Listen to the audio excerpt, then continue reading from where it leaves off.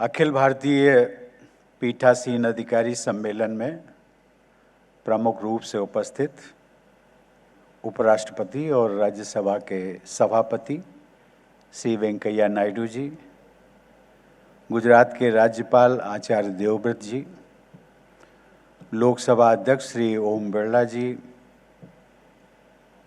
गुजरात के मुख्यमंत्री श्री विजय रूपाणी जी, संसदीय कार्य मंत्री श्री प्रहलाद जोशी जी, गुजरात विधानसभा के स्पीकर श्री राजेंद्र त्रिवेदी जी, राज्यसभा के उपसभापति श्री हरिवंश जी, संसदीय कार्य राज्य मंत्री श्री अर्जुन राम मेघवाल जी, लोकसभा में प्रतिपक्ष का प्रतिनिधित्व करने वाले श्री अधीर रंजन चौधरी जी। ये हम सब लोगों के लिए बहुत प्रसन्नता की बात है कि all India presiding officers conference का ये सम्मेलन सरदार वल्लभ भाई पटेल की प्रतिमा के सानिध्य में हो रहा है। उनकी ये प्रतिमा हम सब लोग जानते हैं विश्व की सबसे ऊंची प्रतिमा है। ये हम सभी देशवासियों के लिए गौरव की बात है। एक युग था जब यूनाइटेड स्टेट्स की जो स्टैच्यू ऑफ लिबर्टी थी उसको विश्व की सर्वोच्च ऊंची प्रतिमा माना जाता था। और इस दृष्टि से मैं कहता हूं कि आज हम सब भारतवासियों के लिए ये गौरव का विषय है। हम सब जानते हैं कि देश की एकता और अखंडता के सूत्रधार रहे सरदार पटेल की प्रतिमा को स्टैच्यू ऑफ यूनिटी का नाम दिया जाना बहुत सार्थक है। इसीलिए उनका जन्मदिवस भी प्रतिवर्ष 31 अक्टूबर को पूरे देश में राष्ट्रीय एकता दिवस के रूप में मनाया जाता है। यह एक सुखद संयोग है कि आज भारतीय परंपरा के अनुसार एक त्योहार भी आता है, देवोत्थान एकादशी का पावन। बोलचाल की भाषा में देश के अनेक हिस्सों में इसे देव उठनी एकादशी भी कहते हैं। और ये मान्यता है कि आज के दिन से सामाजिक गतिविधियों में सक्रियता बढ़ती है तथा मांगलिक कार्यों का शुभारंभ भी होता है। मैं आप सभी को इस शुभ अवसर पर हार्दिक बधाई देता हूं। इसे दैवी संयोग भी माना जा सकता है कि कोरोना महामारी से उत्पन्न स्थिति के कारण, जैसा कि आदरणीय वेंकैया नायडू जी ने भी कहा कि पिछले लगभग 8.5 महीने के पश्चात आज पहली बार मुझे किसी सभा को सीधे, जो एक्चुअल की बात कर रहे थे, सीधे संबोधित करने का अवसर प्राप्त हुआ है।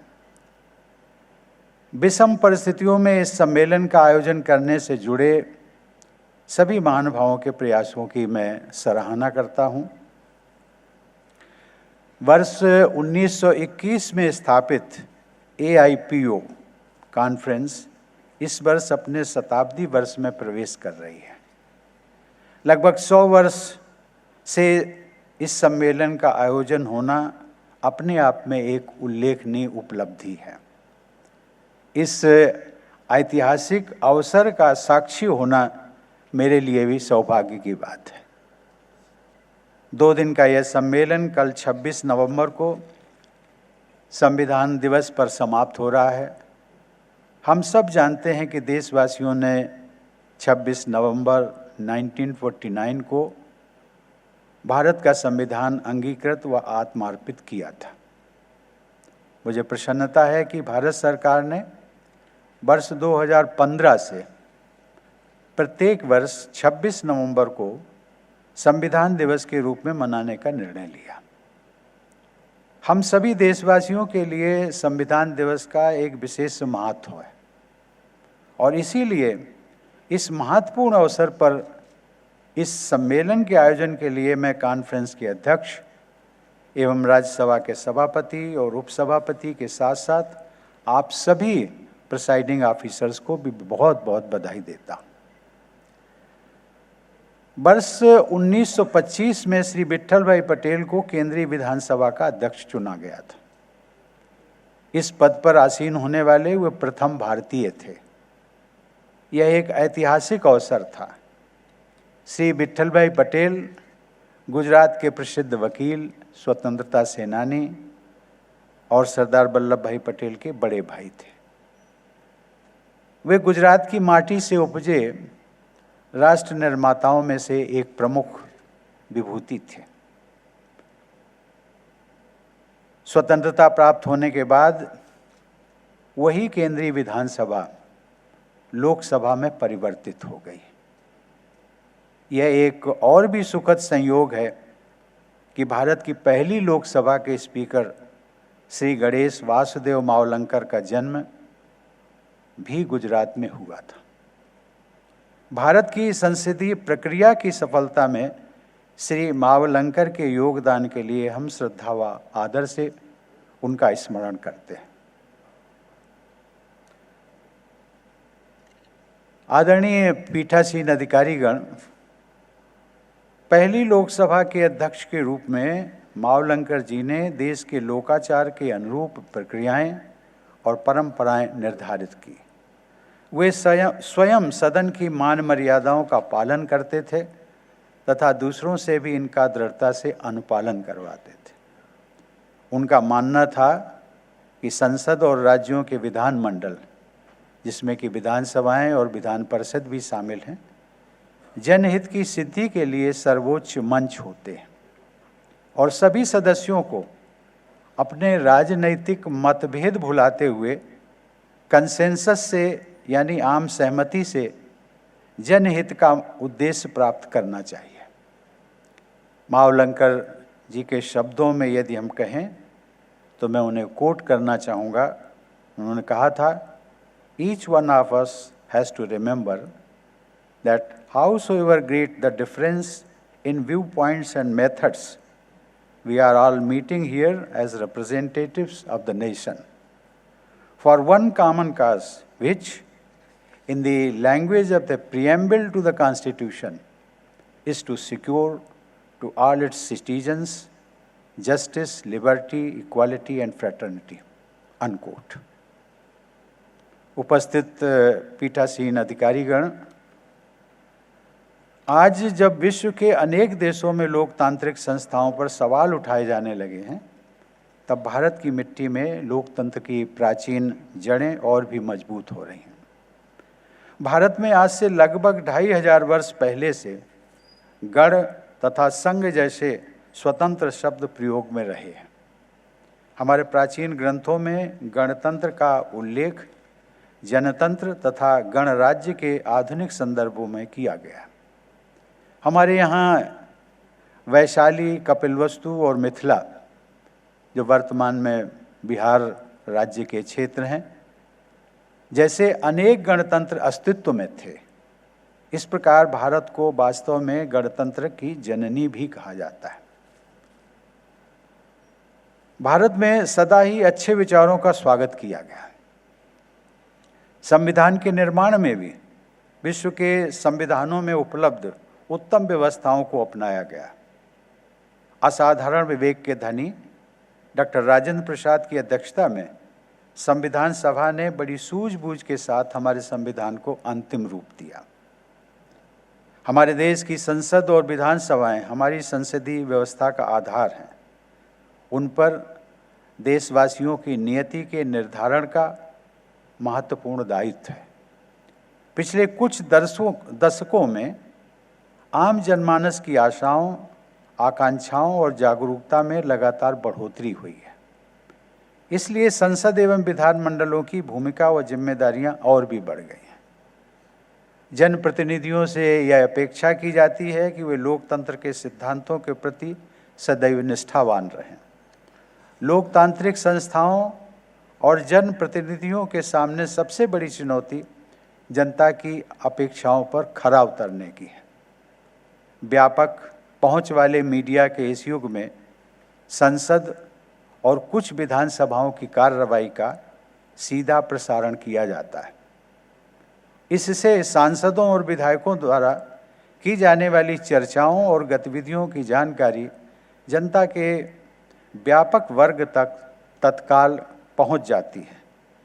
देश की जनता अपने जनप्रतिनिधियों के योगदान व प्रयासों को प्रत्यक्ष देखती है। इसलिए जनप्रतिनिधियों में अपनी भूमिका के प्रति सजगता भी बढ़ी है। मुझे भी 12 वर्ष तक राज्यसभा का सदस्य रहने का सौभाग्य प्राप्त हुआ और संसदीय कार्रवाई में भाग लेने व उसे नज़दीक से देखने का सुअवसर मिला। मेरा मानना है कि देश की जनता अपने जनप्रतिनिधियों से संसदीय मर्यादाओं के पालन की अपेक्षा करती है।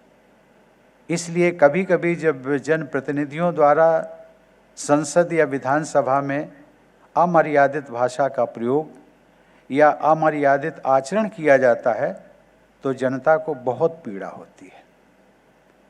जन कल्याण के व्यापक हित में सामंजस्य और समन्वय का मार्ग अपनाना चाहिए। लोकतांत्रिक व्यवस्था में वाद को विवाद न बनने देने के लिए संवाद का माध्यम ही सबसे अच्छा माध्यम होता है। मैं इसे फिर रिपीट करना चाहूँगा क्योंकि यही एक माध्यम है जिसके द्वारा आप सभी पीठासीन अधिकारीगण अपनी जिम्मेदारी को बखूबी और कुशलतापूर्वक निभा सकते हैं, जिसमें कहा गया है कि लोकतांत्रिक व्यवस्था में वाद को विवाद न बनने देने के लिए संवाद का माध्यम ही सबसे अच्छा माध्यम होता है। संसदीय लोकतंत्र में सत्ता पक्ष के साथ साथ प्रतिपक्ष की भी महत्वपूर्ण भूमिका होती है। इसलिए इन दोनों में सामंजस्य, सहयोग एवं सार्थक विचार विमर्श आवश्यक है। पीठासीन अधिकारियों का यह दायित्व है कि वे सदन में जनप्रतिनिधियों को स्वस्थ बहस के लिए उपयुक्त वातावरण उपलब्ध कराएं और शिष्ट संवाद तथा चर्चा को प्रोत्साहित करें। अपने निर्वाचन क्षेत्र के प्रतिनिधि होने के नाते आप सब लोग भी किसी न किसी कॉन्स्टिट्यूएंसी को रिप्रेजेंट करते हैं।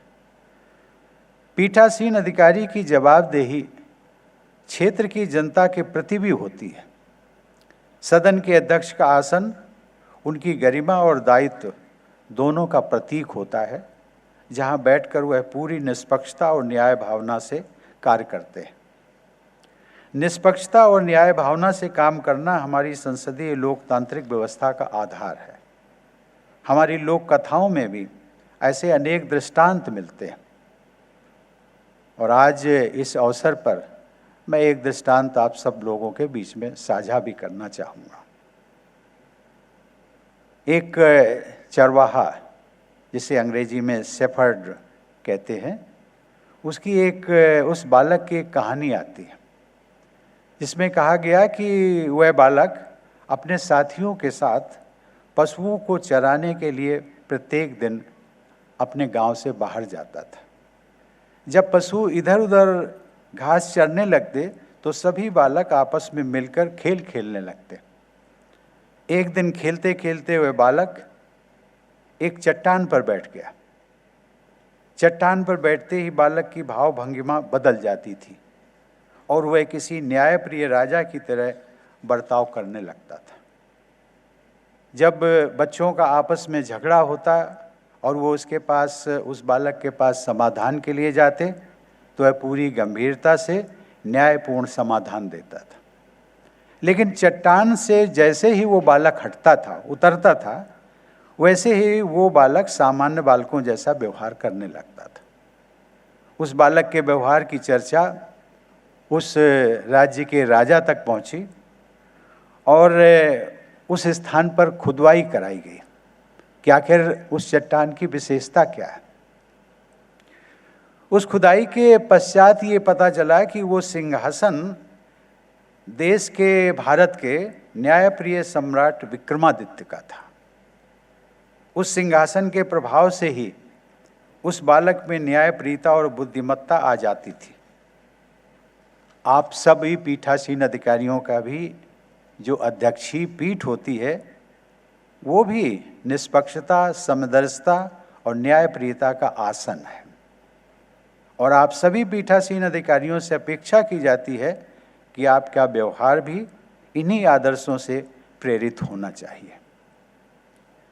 हमारी लोकसभा में भी अध्यक्षीय पीठ के पीछे बौद्ध चिंतन की एक सूक्ति अंकित है। वहाँ लिखा है कि धर्म चक्र प्रवर्तनाय, अर्थात कि संसदीय प्रणाली के अंग के रूप में हम सभी का लक्ष्य धर्म यानी लोक कल्याण के प्रति होता है और अपने कर्तव्य की प्रक्रिया को गतिमान रखना, हमेशा बनाए रखना चाहिए। भारत की संसद ने जन भागीदारी को बढ़ावा देने के प्रयासों और स्वस्थ चर्चा को प्रोत्साहित करने वाले निकाय के रूप में लोगों के हृदय में एक विशेष स्थान बनाया। इसी प्रकार राज्यों की विधानसभाएं और विधान परिषदें भी लोगों की आशाओं और आकांक्षाओं को मुखरित करने का सशक्त माध्यम बनी है। सभी पीठासीन अधिकारीगण लोकतांत्रिक व्यवस्था जनता के कल्याण का सर्वाधिक प्रभावी माध्यम सिद्ध हुई है। इसलिए संसद एवं विधानमंडल का सदस्य होना अपने आप में सभी के लिए गौरव की बात है। सभी सदस्यों को और पीठासीन अधिकारियों को जनता की भलाई तथा देश की तरक्की के लिए एक दूसरे की मर्यादा बनाए रखनी चाहिए। पीठासीन अधिकारियों की गरिमा का ध्यान रखने से सांसदों और विधायकों का अपना सम्मान भी बढ़ता है और लोगों के मन में संसदीय लोकतंत्र के प्रति आदर भाव भी बना रहता है। वर्ष 1949 में भारतीय संविधान सभा में आज ही के दिन, जिसका उल्लेख भी किया हमारे पूर्व वक्ताओं ने, विशेषकर लोकसभा के अध्यक्ष जी ने, आज ही के दिन संविधान के प्रमुख शिल्पी बाबा साहब डॉक्टर B.R. आम्बेडकर ने कहा था कि संविधान की सफलता भारत की जनता और राजनीतिक दलों के आचरण पर निर्भर करेगी। अब यह हम सब पर निर्भर है कि अपने राष्ट्र निर्माताओं के सपनों को पूरा करने के लिए भय, प्रलोभन, राग द्वेष, पक्षपात और भेदभाव से मुक्त होकर शुद्ध अंतःकरण से कार्य करें।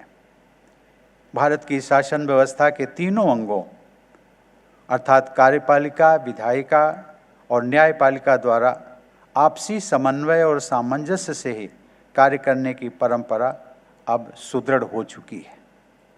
मुझे बहुत प्रसन्नता है कि इस परंपरा को पुष्ट करने के लिए 2 दिवसीय सम्मेलन के दौरान सशक्त लोकतंत्र, आप सभी के एजेंडा में सशक्त लोकतंत्र हेतु विधायिका, कार्यपालिका और न्यायपालिका का आदर्श समन्वय, इस विषय पर गहन चर्चा करने वाले हैं। और मुझे प्रसन्नता होगी स्पीकर साहब कि यदि आप इस गहन मंथन के पश्चात जो रिपोर्ट बने उसे आप यदि मेरे पास भी भेजें तो मुझे बहुत प्रसन्नता होगी। मुझे विश्वास है कि इन 2 दिनों में आप सभी के विचार मंथन से जो निष्कर्ष प्राप्त होंगे उनको अपनाने से हमारी लोकतांत्रिक व्यवस्था को और भी मजबूती मिलेगी। लोकतांत्रिक व्यवस्था अंततः लोक कल्याण, विशेष रूप से गरीबों, पिछड़ों और वंचितों के उत्थान और देश की प्रगति के परम ध्येय से संचालित होती है। मेरा विश्वास है कि शासन के तीनों अंग मिलकर इस ध्येय को प्राप्त करने की दिशा में कार्य करते रहेंगे। हमारे ग्रंथों में भी इसका उल्लेख किया गया। विशेषकर ऋग्वेद में कहा गया है,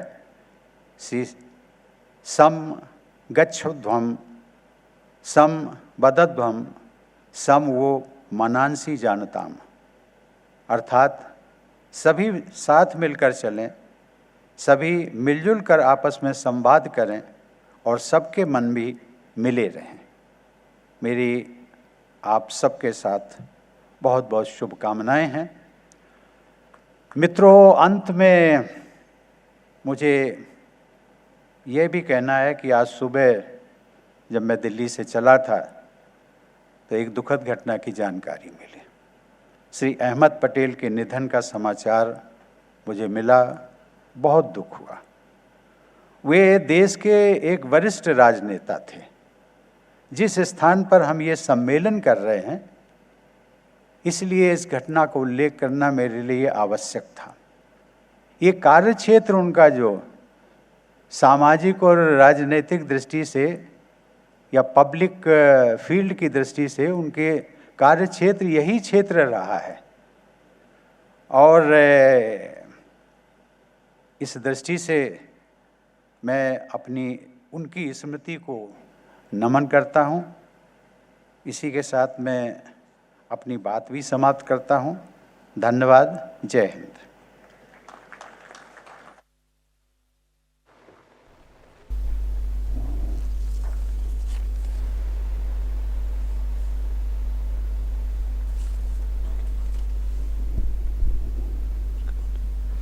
अनमोल संबोधन के लिए माननीय राष्ट्रपति श्री रामनाथ कोविंद जी का सादर धन्यवाद और आभार। सभी से आग्रह कि राष्ट्रगान होने वाला है, संयमित होकर खड़े हो जाएं।